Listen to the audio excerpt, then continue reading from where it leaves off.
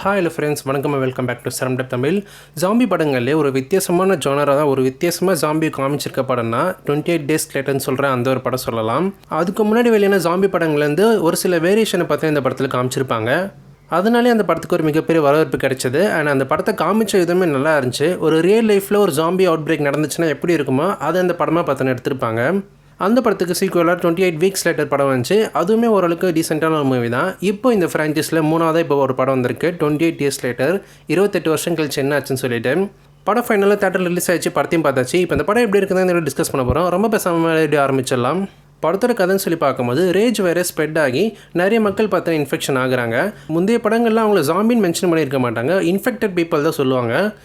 இந்த படத்தில் ஒரு சில இடங்களில் ஜாம்பின்னு மென்ஷன் பண்ணியிருப்பாங்க, பட் மோஸ்ட்லி இன்ஃபெக்டட் பீப்புள்ஸ் தான் மென்ஷன் பண்ணியிருக்காங்க. ஸோ அந்த வைரஸ் மக்கள் மேலே பட்டதுக்கப்புறம் அவங்களால ஒரு அடக்க முடியாத ஒரு கோவம் பார்த்தீங்கன்னா அவங்களுக்கு வரும். அதனால் ஒரு பைத்தியக்காரத்தனமாக பார்த்தீங்கன்னா நடந்துப்பாங்க. அந்த அதிக கோவத்தோட வெளிப்பாடு தான் அவங்கள பார்க்கறதுக்கு ஒரு ஜாம்பி மாதிரியான ஒரு ஃபீலிங் நமக்கு கொடுக்குது. இந்த வைரஸ் பிரிட்டனில் மட்டும் ஸ்ப்ரெட் ஆகியிருக்கு. அண்ட் சுற்றி இருக்க மற்ற நாடுகள்லாம் ஸ்ப்ரெட் ஆகிற மாதிரி காமிச்சிருக்க மாட்டாங்க. இந்த வைரஸ்லேருந்து இன்ஃபெக்ட் ஆகாத ஒரு சில மக்கள் மட்டும் ஒரு ஐலாண்டில் வாழ்ந்துட்டு இருக்காங்க. அந்த ஐலாண்டில் தான் படத்தோட கதாநாயகனான நம்ம ஆரன் டெய்லர் ஜான்சனை அவரும் அவரோட ஃபேமிலியும் பார்த்துனா இருப்பாங்க. அவருக்கு ஒரு பையன், அப்புறம் அவங்க ஒய்ஃபு, இவங்க 3 பேருமே அந்த ஐலாண்டில் பார்த்துனா வாழ்ந்துட்டு இருப்பாங்க. அவங்க ஒய்ஃபு உடம்பு சரியில்லாமல் இருப்பாங்க. அவங்க ஒரு கட்டத்துக்கு மேலே இருக்கிற சிச்சுவேஷன் வரும்போது அவங்கள காப்பாற்றுறதுக்காக அந்த ஐலாண்டில் இருந்து மெயின்லேண்டுக்கு வராங்க. அதாவது இன்ஃபெக்ட் ஆகி இருக்கக்கூடிய பீப்புள் இருக்கிற அந்த இடத்துக்கு வராங்க. அங்கே வந்து அவங்க ஒய்ஃபை காப்பாற்றுறதுக்காக ஒரு டாக்டரை பார்க்கறதுக்கு வராங்க. இதுக்கப்புறம் அந்த டாக்டரை பார்த்து அவங்க ஒய்ஃபை சரி பண்ணாரா இல்லையா அப்படின்ற மாதிரி தான் இந்த படத்தோட கதையை கொண்டு போயிருப்பாங்க. இப்போ இந்த படத்தோட பாசிட்டிவ்ஸ் நடிச்சு சேர்த்தே பார்த்துடலாம். பாசிட்டிவ்னு சொல்லி பார்க்கும்போது இந்த படத்தில் நடித்த ஹீரோ தான் சொல்லலாம். இந்த படத்தோட ஹீரோ நம்ம ஆரன் டெய்லர் ஜான்சன் கிடையாது. அவரோட பையனாக ஒருத்தர் வந்திருப்பார், ஸ்பைக்குன்னு சொல்லி ஒரு கேரக்டர். ஒரு சின்ன பையன், அவனை சுற்றி தான் இந்த படத்தோட கதையை பற்றின நகரும். நீங்கள் அந்த பையனை ஃபாலோ பண்ணிங்கன்னா இந்த படத்தோட கதை பார்த்து உங்களுக்கு ஈஸியாக புரியும். ஸோ அவனோட பாயிண்ட் ஆஃப் வியூலேருந்து பார்த்தீங்கன்னா நிறைய விஷயங்கள் எக்ஸ்பிளைன் பண்ணுவாங்க. இந்த வைரஸ் எப்படி ஸ்ப்ரெட் ஆச்சு, அதுக்கப்புறம் மக்கள் எப்படி மாறுறாங்க, அங்கேயே சர்வை பண்ணுறது எப்படி, இதெல்லாமே அந்த பையனும் பார்த்தீங்கன்னா ஒரு விஷயங்களை தெரிஞ்சுப்பான் புதுசாக. அதேமாதிரி நம்மளுக்கும் சொல்லி தருவாங்க. ஸோ அவனை ஃபாலோ பண்ணாலும் உங்களுக்கு இந்த ஈஸியாக புரியும் இந்த கதை. இந்த கதையோட கதாநாயகனே அந்த சின்ன பையன் தான். இதுதான் ஃபஸ்ட்டு படம்ன்ற மாதிரி மென்ஷன் பண்ணியிருப்பாங்க. ஒரு டெபியூட் மூவி தான் இதாக இருக்குது. பட் மொதல் படம் மாதிரி தெரியல, நல்லா நடிச்சு கொடுத்துருக்கான்.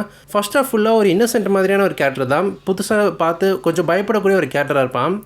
அதுக்கப்புறம் ஒரு ஆபத்துன்னு வரும்போது இதை பண்ணி தான் ஆகிற ஒரு சுச்சுவேஷனில் கொஞ்சம் மெச்சூரிட்டியாக ஒரு சில விஷயங்கள் ஹேண்டில் பண்ணியிருப்பான். ஸோ அந்த கேரக்டர் ஆர்க்குன்றது நல்லாவே இருக்குது அந்த சின்ன பையனுக்கு. நம்ம ஆரன் டெய்லர் ஜான்சன் இந்த படத்தில் ஒரு சப்போர்ட்டிங் ரோல் மாதிரி தான் பண்ணியிருக்காரு. அந்த சின்ன பையனோட அப்பாவாக நடிச்சு கொடுத்துருப்பாரு. அவனுக்கு எப்படி அந்த இன்ஃபெக்டட் பீப்புளை கொல்லணும்னு சொல்லி அவர் தான் சொல்லிக் கொடுப்பாரு.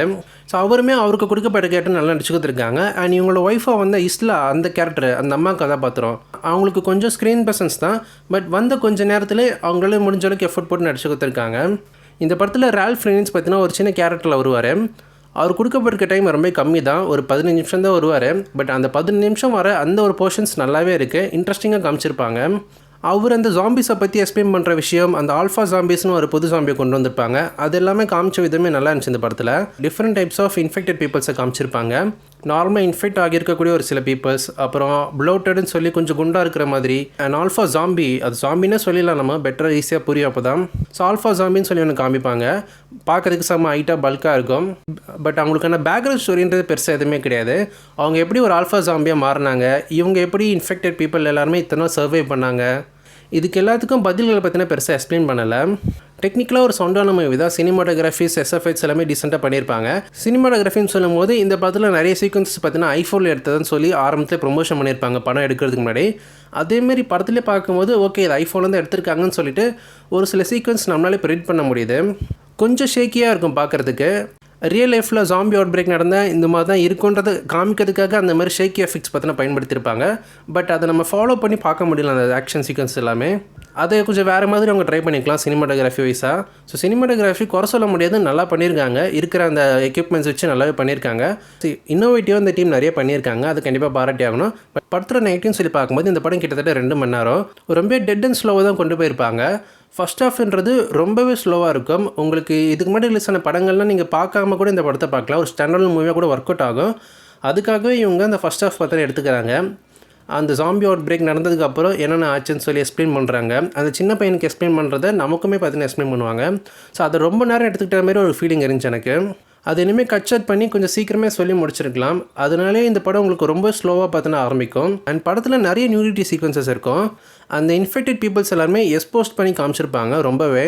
பட் ஏன் இவ்வளோ நியூடிட்டின்ற மாதிரி ஒரு கேள்வி தான் வருது. நிறைய இடங்களில் முகம் சுளிக்கிற மாதிரி நியூடிட்டிஸ் இருக்கும். இந்த படத்து மேலே இருந்த எக்ஸ்பெக்டேஷனை சாட்டிஸ்ஃபை பண்ணிச்சான்னா ஓரளவுக்கு தான் இதை சாட்டிஸ்ஃபை பண்ணிச்சு. இந்த படம் ஒரு ஆடியன்ஸ்க்கான படமாக இல்லாமல் கிரிட்டிக்ஸ் பிடிக்கிற மாதிரியான ஒரு படமாக அமைஞ்சிருக்கு. ஜென்ரல் ஆடியன்ஸ்க்கு இந்த படம் பிடிக்குமான்றது டவுட் தான். ஸோ இந்த ஃப்ரான்ச்சைஸை ஃபாலோ பண்ணுறவங்க கண்டிப்பாக இந்த படத்தை பார்ப்பாங்க. அண்ட் புதுசாக ஒரு ஜாம்பி படம் பார்க்கணும்னு நினைக்கிறவங்களுக்கு ஒரு டீசெண்டான வச்சா தான் இருக்கும் இந்த படம். படம் பார்த்து முடிச்சதுக்கப்புறம் நிறைய கேள்விகள் இருக்கும். நிறைய விஷயங்கள் பதில் சொல்லாமல் தான் முடிச்சிருப்பாங்க. ஹோப்ஃபுல்லி அடுத்து வரப்போகிற படங்களுக்கு அதுக்கான பதில்கள் இருக்கும். ஏன்னா இந்த படத்தை ஒரு ட்ரையாலஜி மாதிரி கொடுக்க முயற்சி பண்ணுறாங்க. செகண்ட் பார்ட் ஆல்ரெடி எடுத்து வச்சுட்டாங்க. அண்ட் இந்த படத்தோட வெற்றியை பொறுத்து தான் அடுத்து வரப்போகிற படங்கள் எல்லாமே இருக்கும். உங்களே எத்தனை பேர் இந்த படம் பார்த்துருக்கீங்க? பார்த்து உங்களுக்கு இந்த படம் பிடிச்சிருக்கா இல்லையா கமெண்ட்ஸில் லீவ் பண்ணுங்கள். உங்களை இதே போல் இன்னொரு சந்திக்கிறேன். நான் உங்களை நண்பன். Tata bye. See you.